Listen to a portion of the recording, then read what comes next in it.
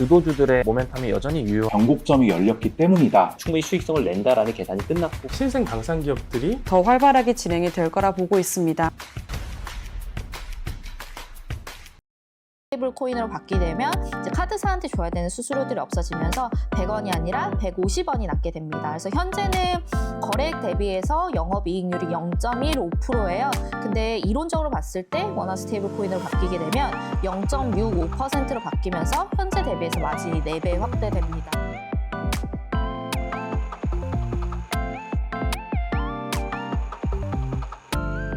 네, 안녕하세요. 저 메리츠에서 인터넷 게임 담당하고 있는 이효진입니다. 저희 이제 2026년 전망 얘기 드리려고 하는데요. 섹터를 펼쳐서 가는 전략은 얘기 안 하고 있어요. 그래서 올해 뭐 주도주라고 할 수 있는 거는 AI 인프라 구축 관련된 업체들이잖아요. 게임에서도 올해 했던 것처럼 압축적으로 가는 방식이 가장 유효할 거라고 생각을 합니다. 그래서 플랫폼에서는 네이버 추천드리고요. 게임에서는 펄어비스 중심으로 말씀을 드립니다. 내용들을 좀 보면요. 우선 플랫폼부터 말씀을 드릴게요. 작년까지만 해도 저희가 많이 말씀드렸던 것들은 확실히 미국은 승자고 그리고 그 외 국가들은 패자다 이런 형태들이 보였는데 올해는 좀 달랐죠. 그래서 뭐 이제 중국 플랫폼들이 많이 올라왔습니다. 뒤돌아 생각해보면 우리 설 전후에 있었던 딥시크 모멘트를 보시면 되는데요. 이게 단순하게 모멘텀이 아니라 실제로 이 딥시크를 활용해서 중국에서 AI 이용량들이 많아지면서 6, 7월부터였던 것 같아요. 중국 사업자들이 이 케이펙스 지출들을 굉장히 많이 확대하는 얘기들을 했었죠. 이게 결국에는 이용량이 확대되면서 나오는 것들이었는데 그것이 주가들의 반등에도 저는 결국에 영향을 줬다라고 생각을 합니다. 미국에서도 완벽한 승자가 있는 모습은 아니었습니다. 22년 11월에 등장했었던 오픈 AI의 챗GPT로 인해서 구글의 검색이 이제부터 계속 죽는 거 아니냐라고 했었지만 구글도 가만히 있지 않았죠. 일반 검색에서 개인들이 원래 찾아야 되던 형태에서 AI 브리핑이라고 챗GPT 같은 요약에 대한 형태들을 주면서 확실히 반격이 시작됐습니다. 전반적으로 보시면 이런 그림들 있잖아요. 이거 저희가 에디팅 팀에서 실제로 그런 거 많이 쓰세요. 그래서 옛날 같았으면 다 일일이 그리셨어야 되는데 지금은 뭐 제미나이의 뭐 나노 바나나 아니면 오픈 AI 이런 것들 다 써가지고 기본적으로 뽑아내고 이제 AI가 못 그리는 손 같은 것들 저희가 이제 일일이 조금씩 수정을 해가지고 하는데요. 이게 결국에는 클라우드 이용량들도 많이 바꿨습니다. 그래서 구글에서도 제미나이를 이제 포토샵에서 이용한다든지 클라우드 이용량들이 커지면서 미국에서도 확실히 승자를 예측하는 확률들이 많이 변화를 한 것 같아요. 그래서 소프트웨어로 이제 기존에 우리 옛날 같은 경우에는 플랫폼 때도 이제 B2B에서 시작해서 B2C로 넘어오는 그런 형태들 많이 보였었는데 말씀드렸던 이 AI 인프라에서 소프트웨어 쪽으로 빠르게 이제 이동하지 못하는 이유 완벽한 승자가 보이지 않기 때문이 아닌가라고 생각을 합니다. 승자를 추격해가는 방향성으로 투자를 하는 것들이 그래도 가장 가시적일 거라고 생각을 하는데요. 국내는 이거랑 비슷하지는 않아요. 뒤돌아봤었을 때 결국에는 정권 변화 가능성이 올해 변화의 가장 큰 주축이었습니다. 12월에 계엄을 통해서 카카오가 본격적으로 이제 투자자분들이 다시 보시기 좀 시작하셨었고 올해 6월 달에 스테이블 코인도 결국에는 새로운 정부가 들어오면서 이 스테이블 코인에 대한 이 기대감들이 주가들을 움직였다라고 보시면 될 것 같습니다. 이외에 사업적인 영역을 좀 보자면 연내 계속 카카오를 중심으로 추천을 드렸었어요. 그리고 이제 9월 4일 날 이제 카카오를 내리고 네이버를 사자 이제 이런 콜들을 드렸었는데 카카오를 추천했던 이유는 단순합니다. 텐센트에서 제가 이미 봤었기 때문이에요. 그래서 텐센트의 위챗이 우리나라로 치면 이제 카카오톡인 거잖아요. 텐센트도 자체 LLM이 있습니다. 하지만 아무도 모르죠. 저도 이름이 맨날 듣는데 기억이 안 나거든요. 근데 그러다 보니까 텐센트가 어떤 결정을 했냐면 그러면 LLM 그거 아무도 안 쓰는데 그러면 사람들이 많이 쓰는 딥시크를 우리 이 위챗에다가 AI로 비서로 탑재하자라고 했던 어떤 일이 일어났냐 지금 보시는 것처럼 모델 연결하고 활성 이용자 수가 많이 떴죠. 그러고 실제로 광고 성장률들도 이런 반응들을 보였습니다. 저는 이걸 보면서 텐센트가 이런 변화를 보였는데 카카오가 이 카카오톡에다가 챗GPT를 넣는 것들이 과연 반응을 안 하겠느냐 사실은 저희는 좀 그런 배시라고 보시면 될 것 같아요. 지난 9월 23일 이프카카오라는 카카오 그 개발 컨퍼런스를 통해서 모든 방향들이 나왔죠. 사실상 이제 챗GPT까지 들어오면서 올해 업데이트는 다 끝났다라고 보시면 될 것 같습니다. 자, 우리가 이것을 통해서 얻고자 했던 건 결국에는 체류 시간의 증가입니다. 이번 3분기 실적 발표에서 카카오톡의 이제 정신화 대표님이 이 얘기를 하셨었죠. 카카오톡 이용 시간이 기존 24분에서 26분으로 확대됐다라고 얘기를 하셨지만 사실 민간 데이터들이 그런 것들을 전혀 뒷받침해주지 못하고 있는 형태입니다. 카카오의 주가가 다시 7월에서 9월 사이에 그런 센 반등이 나오기 위해서는 요 데이터들이 증명이 돼야 될 것 같아요. 근데 뭐 다음 실적 발표가 이제 2월이죠. 그때까지 우리가 볼 수 있는 것들은 계속 민간 데이터고 요 형태들이 계속된다라고 한다면 주가는 큰 반등이 나오기는 저는 좀 어렵지 않을까라고 생각을 합니다. 좀 쉬어가는 구간일 거라고 생각을 하고 있고요. 구글이 AI 브리핑 도입하면서 좋아졌다라는 얘기들을 들었었죠. 네이버도 이걸 누가 써라고 하시는 분들 계시겠지만 이게 실제적으로 CTR이 많이 좋아졌어요. 그래서 뭐 나는 아무리 네이버 검색 안 써라고 하시는 분들조차도 뭐 음식점 검색하시고 이러실 때는 네이버 지도 쓰시잖아요. 이게 다 검색 광고거든요. 확실히 이 브리핑 도입하고 나서는 CTR이 많이 개선되는 것들이 보였고 이것은 결국에 광고주의 로아스를 개선시킵니다. 그래서 제가 뭐 브랜드 스토어 광고주로서 커머스 광고를 한다라고 치면은 지금은 네이버 생태계 내에서만 디스플레이가 가능해요. 근데 이게 11월 이제 아마 이번 달 안에 시작이 될 텐데 인스타랑 페이스북까지 네이버가 알아서 다 송출을 해줍니다. 그래서 일종의 나스미디어라든지 뭐 제일기획 이런 사업자들이 광고를 만들어서 이거를 배분하는 역할들을 다 맡아서 했던 거잖아요. 이러한 버티컬까지 네이버가 침투하는 모습을 보입니다. 그래서 현재는 네이버 생태계에 갇혀져 있던 것들이 5개 광고뿐만 아니라 이번 11월 안에 메타의 그 범위까지 확대되고 내년에는 유튜브까지 확대되기 때문에 저희가 추정해놓은 성장률보다 내년에 더 올라갈 가능성들도 있다라고 생각을 해요. 이게 한 번에 확 되는 게 아니라 조금씩 하면서 범위가 늘어나거든요. 그래서 저도 그 약간 속도를 조절하느라고 아직은 세게 추정을 하고 있지는 않아요. 두 번째는 뭐 커머스입니다. 올해 내내 커머스가 좋았다라는 것들은 많이 들어보셨을 거예요. 커머스에서 특히 좋게 보는 거는 믹스가 변한다라는 겁니다. 5개 분기 연속으로 브랜드 스토어 성장률이 40%대다라고 얘기를 했기 때문에 저는 이런 변화들이 내년에도 꾸준하게 회사의 성장들을 이어가게 할 거라고 생각합니다. 이번 쿠팡이 신선식품 성장률을 발표를 안 했어요. 그러니까 주가가 다음날 6% 빠지더라고요. 아마 이제 4분기 이제 9월부터 들어왔기 때문에 4분기부터 확실히 이제 경쟁 사업자들이 퀄리가 네이버에 들어오는 효과들이 반영되지 않았을까라고 생각합니다. 지금 제가 촬영하는 날 기준으로 이제 저번 주말에 기사가 나왔더라고요. 네이버 이제 11월 블랙 프라이데이에 해당하는 이제 냅다 세일이 작년 전년 동기 대비해서 66% 정도 거래액이 더 늘었다라고 했기 때문에 제 생각에 4분기에 커머스 거래액도 충분히 기대해 볼 만하지 않을까라고 생각을 합니다. 그래서 전반적으로 현재 갖고 있는 비즈니스에서도 네이버가 내년에 훨씬 더 좋을 것 같다라고 저는 생각이 들어요. 그래서 시장이 보고 있는 그런 텐센트, 구글이 좋아졌던 스토리들이 네이버에서도 비슷하게 펼쳐질 거기 때문에 저희는 더 들고 가도 된다라고 생각합니다. 오늘 아침 뉴스가 나왔어요. 두나무의 딜이 오는 26일 병이 이사회를 통해서 되지 않을까라는 뉴스들이 나왔습니다. 그래서 저는 연내될 거다라고 개인적으로 생각을 하고 있고요. 두나무가 그냥 연결로 들어오는 효과 정도다라는 거를 반영한 것 같아요. 근데 저는 그 이상이 있다라고 생각합니다. 시너지가 무엇이냐? 저희는 스테이블 코인 그리고 RWA 토크나 이 두 가지가 모두 디지털 자산 2단계 입법에 해당이 됩니다.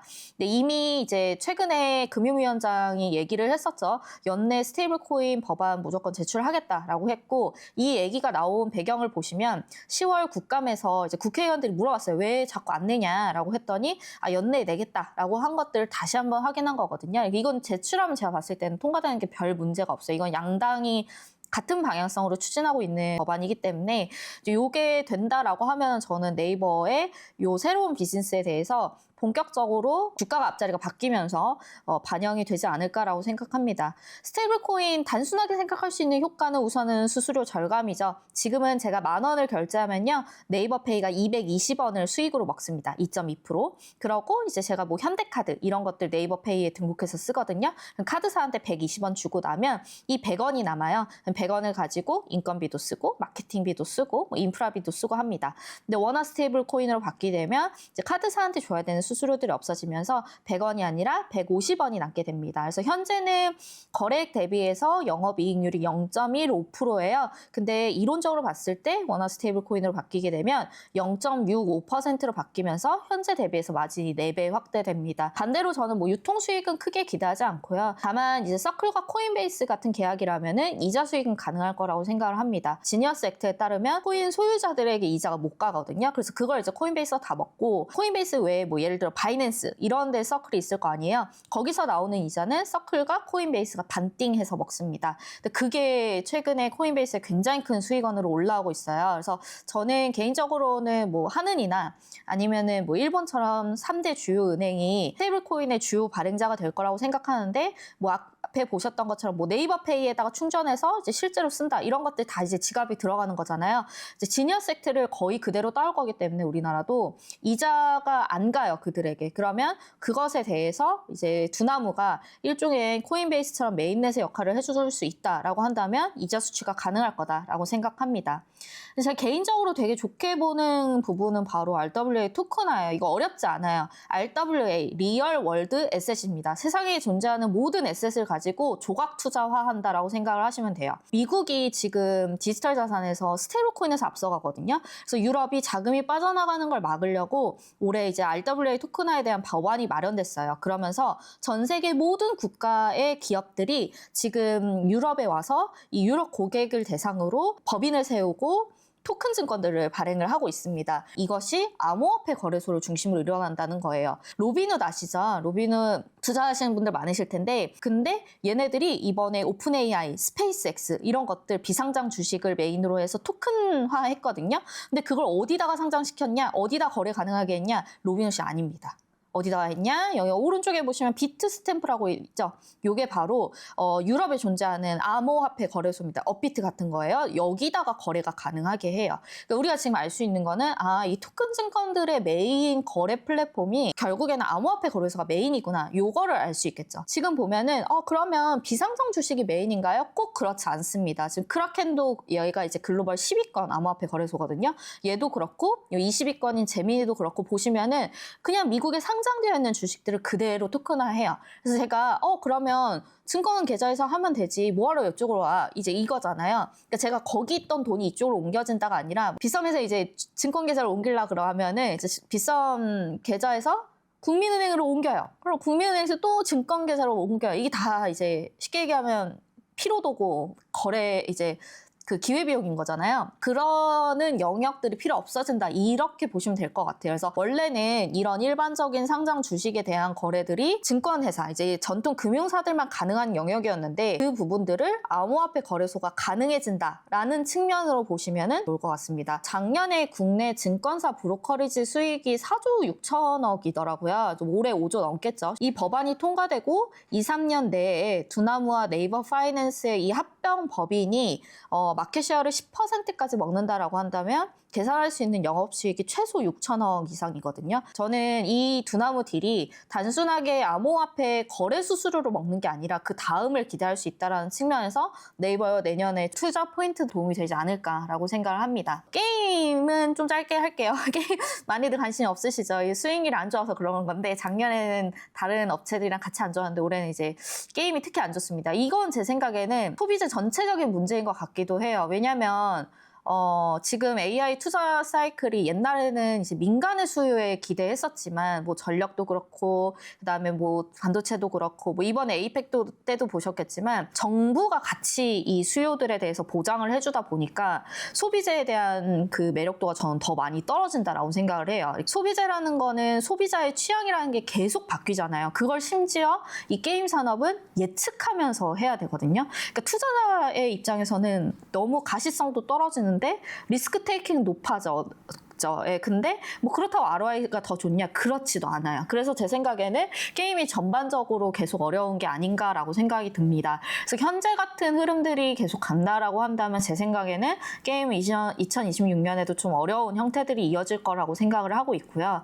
그러면 이 근본적인 원인이 무엇이냐? 저는 쇼폼일 거라고 생각을 해요. 그러니까 쇼폼이 게임이 저는 개인적으로 쥐약이라고 생각하는데 두 가지입니다. 첫 번째는 모바일 내에서 이용 시간에서 쇼폼이 계속적으로 차지하는 비중이 넓어지면 사람의 여가 시간이 갑자기 늘어나는 게 아니잖아요. 당연하게 누군가 빠지겠죠. 멀리 볼 거 없죠. 우리 지하철 타기만 하더라도 2019년의 지하철의 풍경과 지금의 지하철 풍경을 이게 어떻게 변했는지를 쉽게 예측 가능하실 것 같아요. 이 흐름들이 저는 뒤로 가기는 어렵다라고 생각을 해요. 두 번째로 좀 어렵게 만드는 거는 집중력을 계속 떨어뜨린다라는 거죠. 그래서 제 생각에 이건 좀 구조적인 문제다라는 얘기들을 좀 상반기부터 많이 드렸었는데, 그래서 오히려 모바일은 훨씬 더 캐주얼같이 더 라이트하게 가고 차라리 그런 몰입도가 필요한 것들은 다른 컨텐츠의 방해를 받지 않는 PC 콘솔로 더 깊게 가는 것 같아요.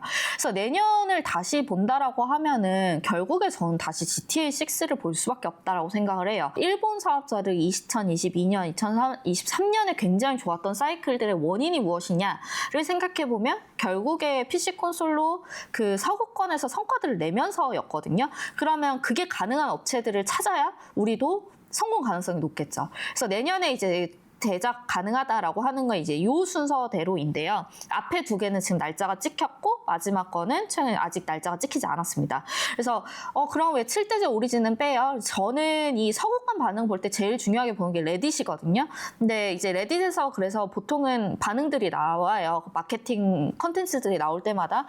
근데 아직까지 제가 봤을 때 7대제 오리진은 거기서의 반응들은 없어요. 그래서 제 생각에는 서구권보다는 일본 IP다 보니까 이제 일본이라든지 아니면은 이제 넷마블이 강한 그 한국에서의 성과가 주요가 되지 않을까. 그러면 외국인 투자자들이 들어오는 건 아마 이번에도 힘들 것 같아요. 그래서 오히려 그거보다는 계속 포스팅이 좀 살아있는 게임이 이 두 가지인데 날짜가 확정되어 있는 게 붉은 사막이다 보니까 아마 내년에는 좀 펄어비스를 보시면은 적어도 출시 전까지 우리가 계속 수익적으로 가져가기에는 괜찮을 거다라고 생각을 합니다. 최근에 보면 굉장히 재밌는 흐름들이 있어요. 이게 새 IP를 만들어서 성공시키는 게 너무 어렵잖아요. 그래서 텐센트나 소니가 요즘 어떤 걸 많이 하냐면 이 PC 콘솔에서 성공한 IP들을 모바일화 판권이라든지 이런 것들 많이 사요. 특히 텐센트가 이런 걸 많이 하거든요. 제 생각에는 붉은 사막이 저희 예측대로 굉장히 좋은 성과들을 서구권에서도 거둔다라고 한다면 아마 비슷한 흐름들이 나오지 않을까라고 생각합니다. 그러니까 펄어비스가 붉은 사막의 모바일 버전을 만드는 거는 믿지 못하시더라도 텐센트가 빨리 만들어서 낸다는 그래도 투자자분들이 훨씬 더 가시권이 저는 있을 거라고 생각을 하거든요. 그래서 이거는 IP의 힘이 지금부터는 조금 더 보태진다라는 측면에서 내년을 보시면은 아마 GTA 6와 함께 게임 산업을 보시는데 조금 더 결을 같이 가져갈 수 있게 볼 수 있지 않을까라고 생각을 합니다. 전망은 이것으로 마치겠습니다. 감사합니다.